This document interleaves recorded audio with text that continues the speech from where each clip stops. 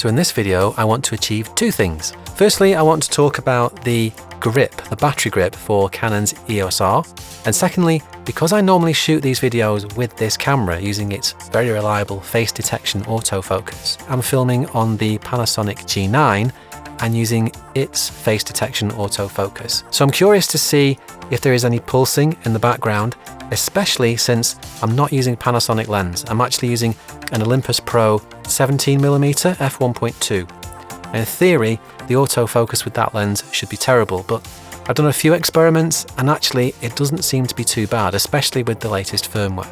So let's see. Anyway, back to the battery grip, which actually I really like.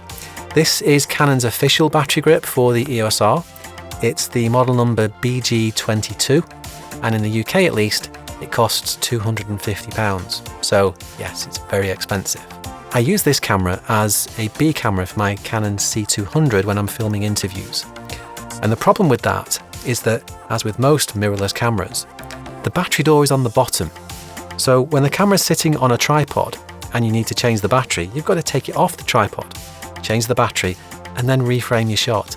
And that's a pain. So having twice the battery life, and this grip takes two LPE6N batteries, is a real lifesaver.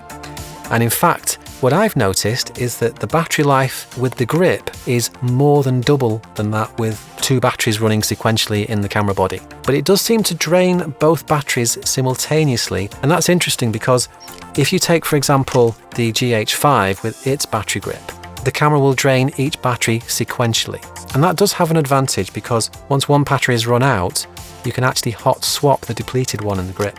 You can't do that with Canons, unfortunately. But it does have another benefit, and that's if you look on the side here, you can hopefully see it has a USB-C port.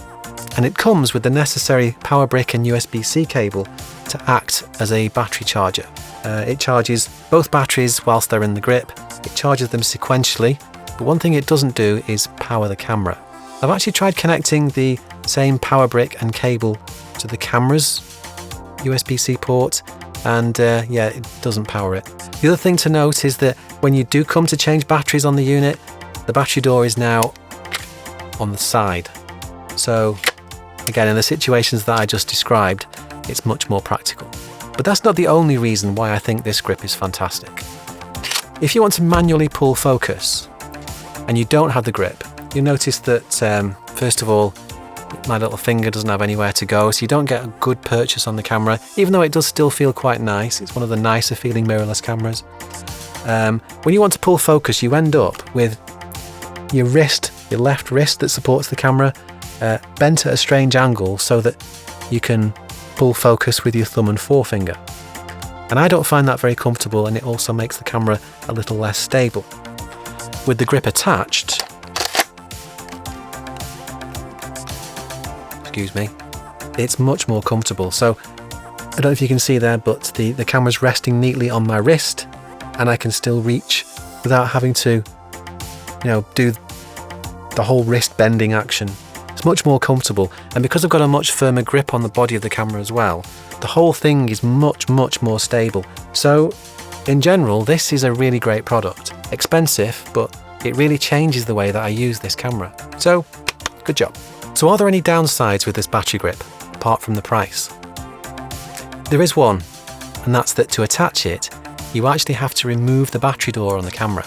They do give you somewhere to store the battery door inside the battery grip so you don't lose it. But it's still a bit of a pain compared to Panasonic's implementation. They just have little pins on the bottom of the battery grip and a corresponding little circuit thing on the bottom of the camera, and you just marry the two up and screw it in. It's much easier. Nevertheless, I still think this battery grip is great, and I think if you want to do any handheld videoing with this camera, you'll find that the battery grip is a must, especially if you're using bigger and heavier lenses. So how did the G9 do? Did it keep me in focus? The background pulsing? Let me know in the comments. Thanks for watching, and I'll see you in the next one.